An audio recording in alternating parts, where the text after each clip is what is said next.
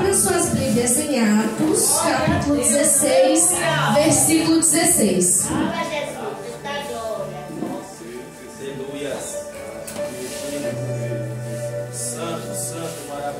Já vou adiantando.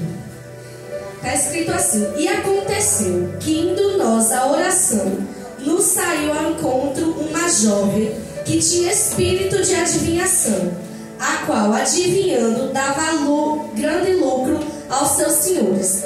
Esta, seguindo a Paulo e a nós, clamava dizendo: estes homens que nos anunciam o caminho da salvação são servos do Deus Altíssimo.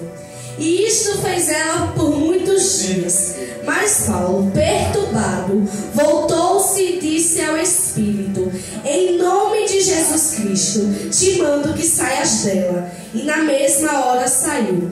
E vendo seus senhores que a esperança do seu lucro estava perdida, prenderam Paulo e Silas e os levaram à praça, à presença dos magistrados.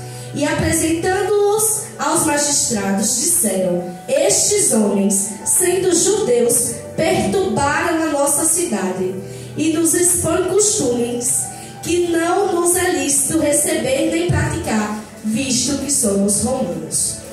Vamos parar aí, a gente já vai seguir. Mas Paulo e Silas, eles estavam indo e eles encontraram com a jovem endemoniada, que ela fazia adivinhação, ela adivinhava as pessoas, os problemas das pessoas. Isso dava grande lucro aos seus senhores. E toda vez que Paulo e Silas passavam, ela dizia para eles: estes são homens de Deus. Para a multidão, ela dizia que eles eram homens de Deus. Mas Paulo tinha discernimento e sabia que aquilo não era ela e nem algo que vinha do Espírito Santo. Aleluia. E sim de um espírito maligno. Só que ela elogiava, ela falava bem, porque na vista do espírito maligno, se falasse bem, se elogiasse, ele não ia perceber que era um espírito maligno e ia poder continuar agindo. Porque é assim que acontece. Porque, vou elogiar, ele não vai desconfiar, o ego dele vai inflar e eu vou continuar agindo mais e mais nessa cidade. Só que Paulo era um homem que tinha discernimento de Deus. Ele sabia discernir o que vinha do céu e o que não vinha do céu. E ele percebeu que aquilo era um espírito maligno alojado naquela jovem.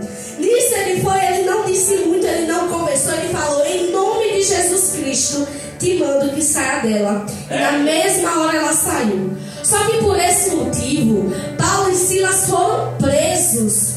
Porque os senhores da cidade, eles ganhavam com a adivinhação das jovens. Então falaram que não, vamos prender, tiraram o nosso lucro.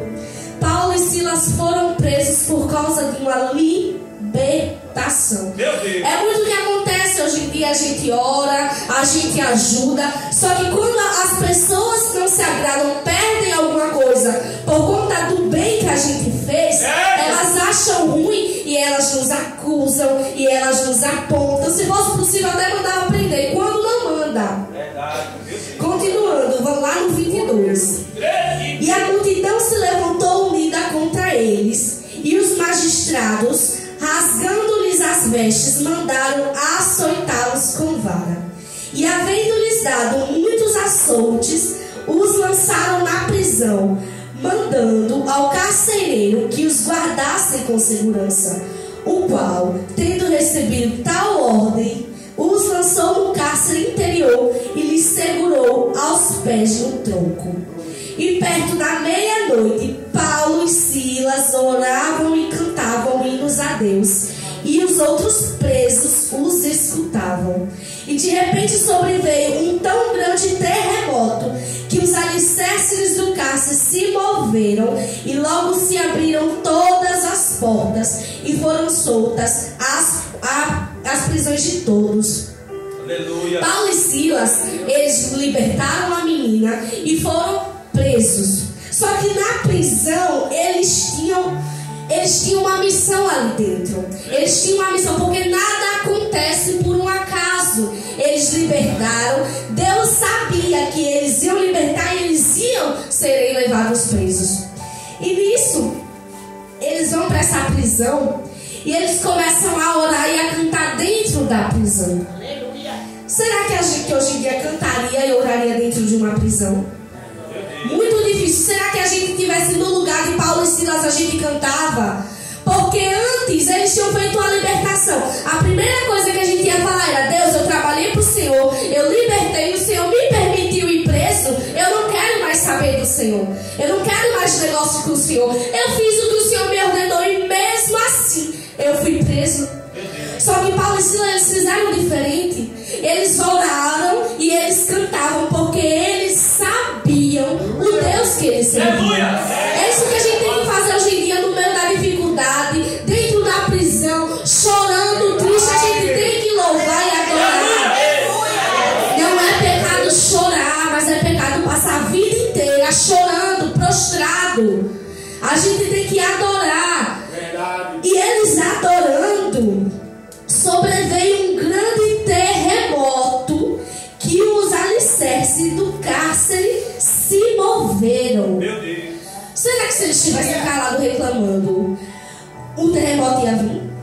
Será que se eles estivessem calados reclamando, se lamentando e reclamando com Deus, ia se abrir todas as portas da prisão e serem soltos todos os presos? Não. Se eles estivessem murmurando, barganhando com Deus, isso ia acontecer? Não ia. Só que Paulo e Silas, eles tinham uma coisa chamada intimidade com Deus.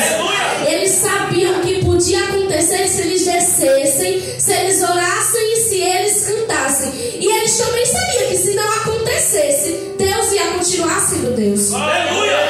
Só que o que acontece hoje em dia, trazendo para o hoje, é que mesmo a gente sabendo que Deus é Deus, mesmo a gente sabendo que Deus tem o poder de tirar a gente do meio da tempestade, a gente ainda duvida, a gente ainda reclama.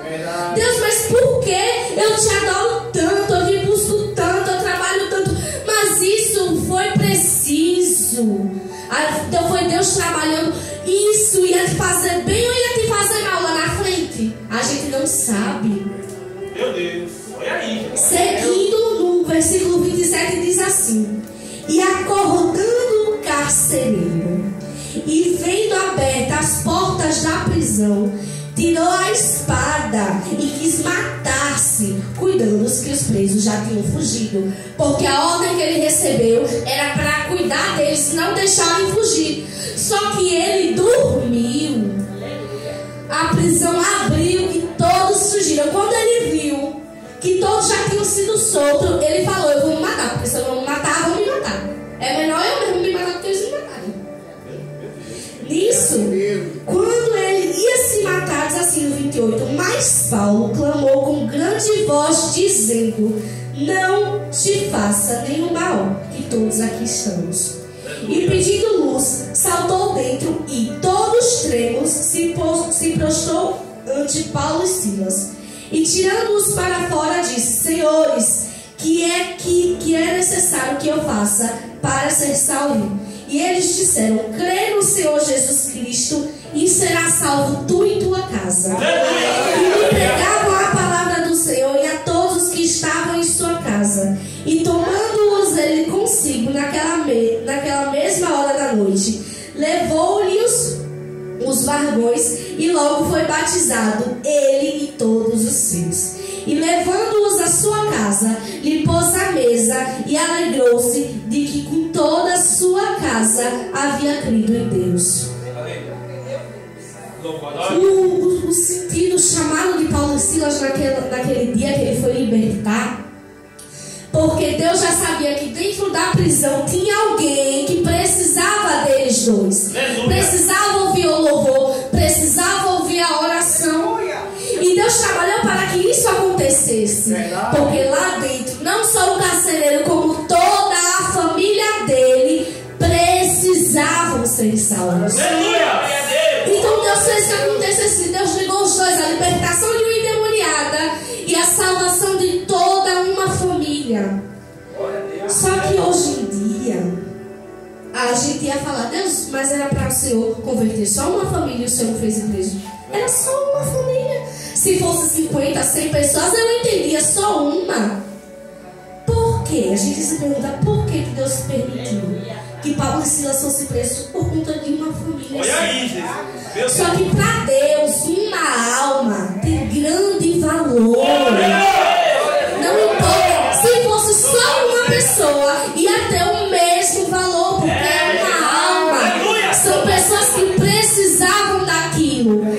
Então, quando a gente vai para algum lugar, quando Deus nos coloca em algum lugar, seja lá onde for, a gente já tem que ir com o pensamento: Deus, quem o Senhor precisa que eu ajude?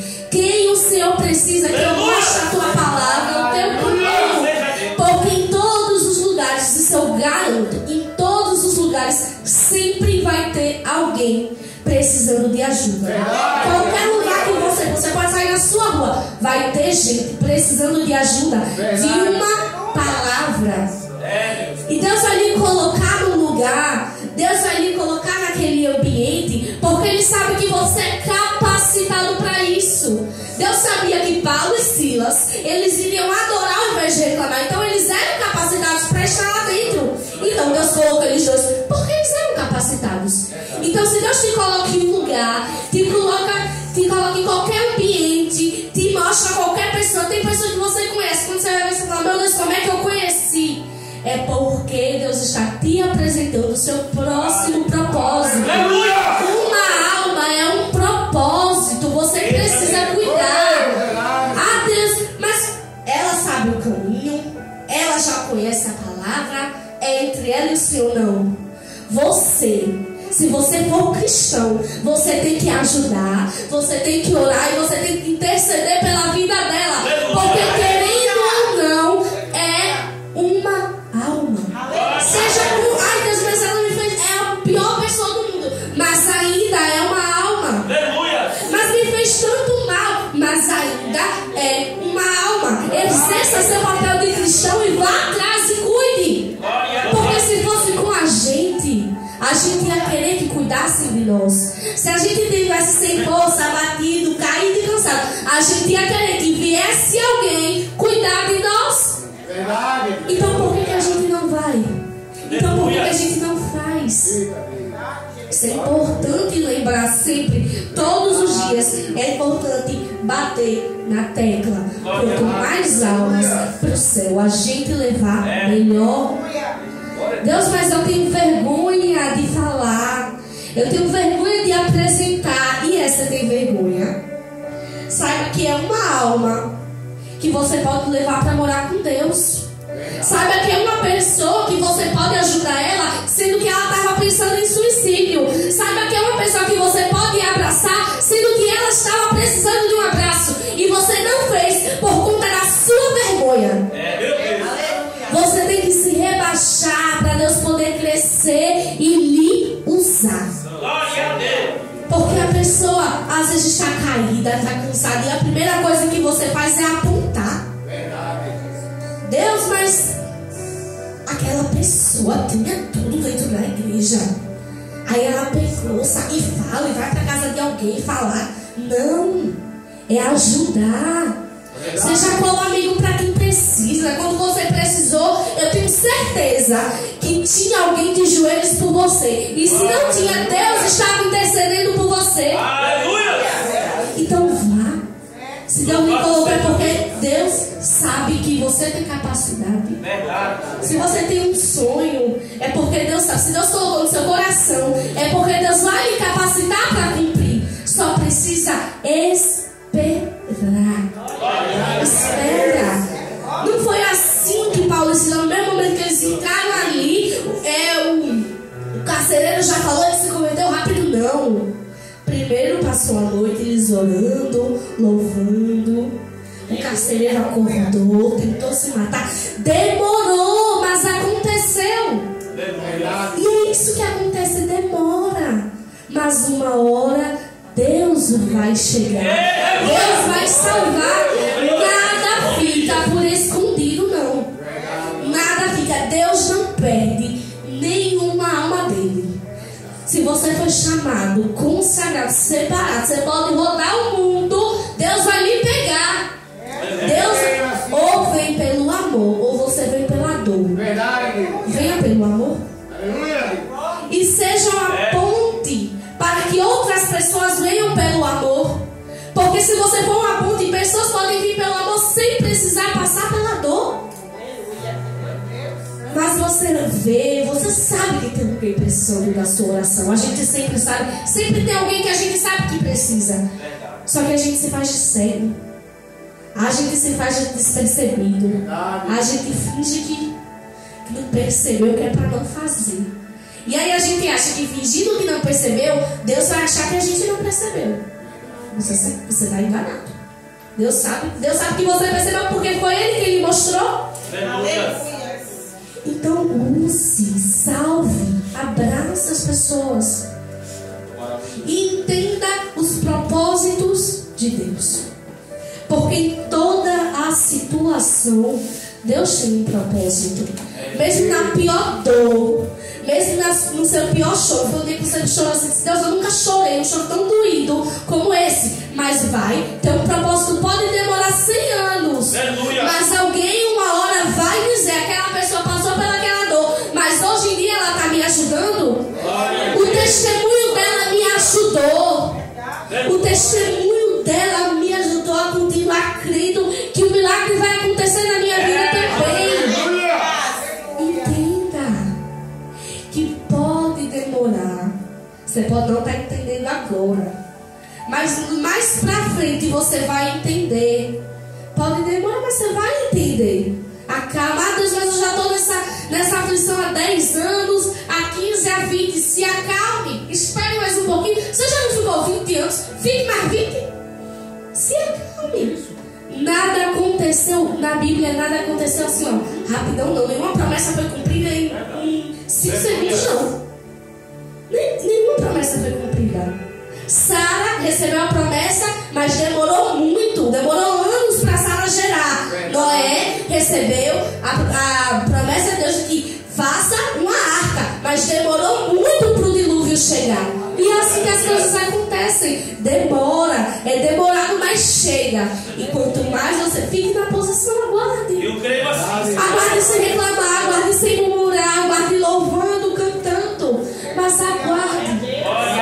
Porque uma hora vai cumprir, uma hora vai acontecer na sua vida. Só creia. Deus mandou Ezequiel passear no meio do vale de ossos secos. Só que se Ezequiel olhasse com os olhos carnais, ele ia ver só os ossos. Ele não ia ver o que Deus poderia fazer.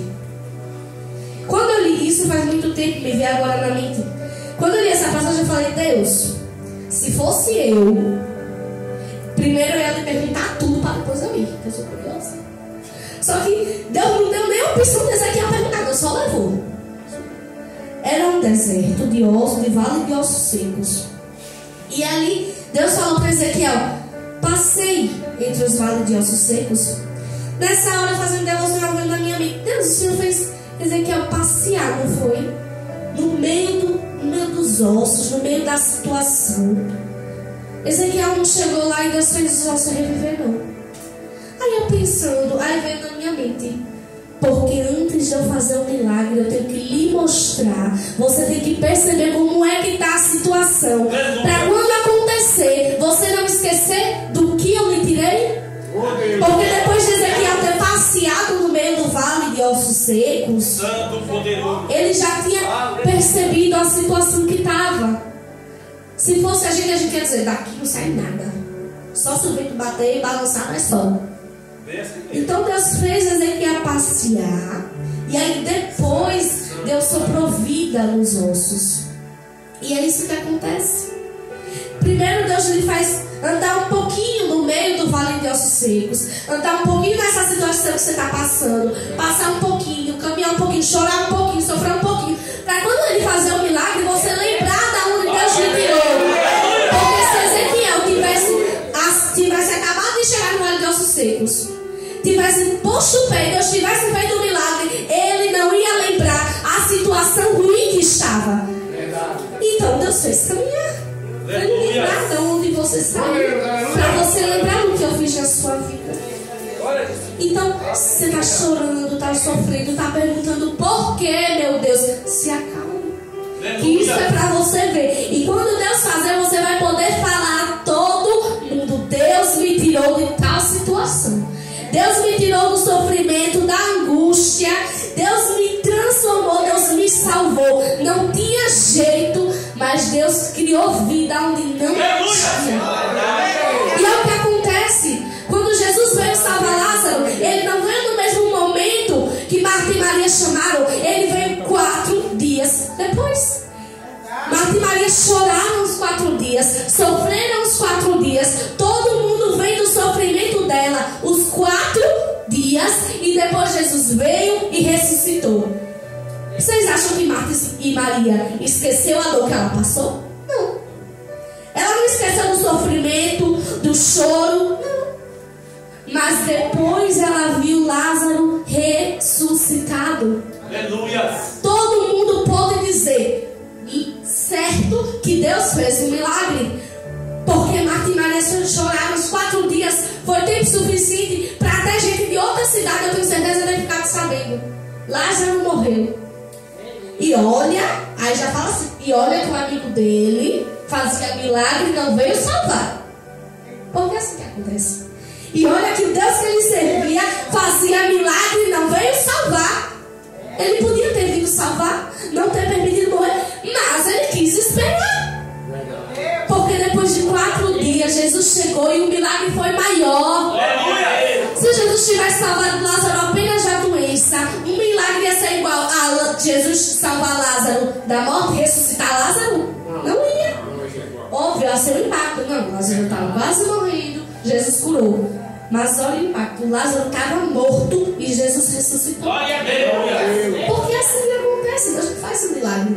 Assim que a gente espera. Ele permite a gente passar, que é para a gente lembrar da dor, lembrar da onde a gente saiu. Para quando o milagre acontecer, o nariz não empinar. Para quando o milagre acontecer, nariz não empinar e querer ser maior. Não, Deus vai lhe fazer sofrer um pouquinho. Para quando acontecer, você dizer: só estou vivo porque Deus permitiu. Só estou aqui porque Deus me salvou. Porque se dependesse de mim, eu estava morto agora. E é assim que acontecem as coisas. Com a filha de Jairo também não foi diferente. Jairo foi chamar Jesus. No meio do caminho, Jesus curou a mulher do fluxo de sangue. Aí foi para a casa de Jairo e aí teve um milagre. Mas não foi na mesma hora. Jairo esperou outra pessoa ser curada. Porque assim, no meio do nosso processo de cura, a gente cura várias outras pessoas. Se a gente ser fiel e estar ali no processo de cura, adorando e louvando, a gente cura várias outras pessoas juntamente com a gente. Então espero. Ai Deus, mas o meu processo de cura está sendo muito longo. Mas você está curando outras pessoas mesmo sem você saber. Aleluia! Louvado seja Deus. Porque tudo tem propósito. Será se Jairo não tivesse ido chamar Jesus, Jesus ia ter feito o trajeto que fez para passar pela mulher do fluxo de sangue? Talvez não tivesse feito. Mas Jairo foi chamar. Foi necessário a filha dele estar quase morrendo. Porque quando Jairo saiu de casa, a filha estava quase morrendo, ainda não estava morta. A filha está quase morrendo. Ele foi chamar para Jesus. Aí Jesus fez o caminho da casa de Jairo. No meio da casa de Jairo, a mulher do fluxo de sangue apareceu. Será que se Jairo não tivesse ido chamar, a filha de Jairo não estivesse quase morrendo, Jairo não ia ter chamado, Jesus ia ter feito o caminho? Não. Talvez tivesse feito, mas talvez também não tivesse feito. Provavelmente não iria fazer. E no meio do caminho foi salva a filha de Jairo e a mulher do fluxo de sangue. E teve testemunho para todos que estavam presentes ver, ouvir e contar para a cidade inteira. Porque eu tenho certeza que da mesma forma que a cidade inteira ficou sabendo da morte de Lázaro, 2 cidades inteiras ou mais ficaram sabendo da ressurreição de Lázaro. Porque é assim que acontece. Às vezes a gente se pergunta: mas Deus, o Senhor já tinha me prometido. O Senhor disse que ia se cumprir na minha vida, mas ainda não cumpriu. Está demorando tanto. E eu vejo cumprindo na vida de todo mundo. Eu vejo a vida de todo mundo boa. Todo mundo prosperando e eu aqui parada. E eu trabalho, e eu busco, e eu dizimo, testemunho e nada acontece na minha vida. Calma. Aleluia. Porque o teu testemunho vai ser grande. Aleluia. Vai ser maior do que você pode imaginar. Vai ser maior do que a sua imaginação. Porque o que Deus faz é maior do que a gente pode imaginar. A nossa mente é pequenininha perto do que Deus planejou. A gente não consegue imaginar a glória de Deus. Então, se você está em dúvida, mas pai, será que foi o Senhor? Será que eu vou ter como fazer, meu pai? Será que eu vou ter como cumprir isso? Vai! Vai, porque se Deus lhe deu condição para dar o primeiro passo, Ele vai lhe dar condição para dar os 10 últimos, vai lhe dar condição para deixar tudo terminado da forma que você quer. Só espere. Só aguarde. Enquanto você aguarde, louve, ore e adore. Porque enquanto você louva, ora e adora, não só você é curada, mas várias outras pessoas são curadas através do seu testemunho. Então somente engrandeça o nome de Deus. Somente louve e adore a Ele. Somente renda graças a Ele, mesmo na situação difícil. Mas Deus, eu não sei o que fazer mais. Eu já não vejo mais saída. Renda graças a Ele, mesmo sem ver saída. Deus pode ter a opção de não lhe curar, de não lhe transformar, mas Ele ainda vai continuar sendo Deus. Então, mesmo se demorar anos e Ele não lhe curar, continue orando e adorando. Uma hora Ele cura. E se Ele não curar e você continuar sendo fiel, você vai morar com Ele. Que é melhor do que qualquer coisa aqui na terra, pode ter certeza. Ficar do ladinho do Pai é melhor do que qualquer coisa aqui na terra. Então, numa situação difícil, num momento difícil, somente ore, louve e creia. Ele vai fazer. E assim eu agradeço a minha rica oportunidade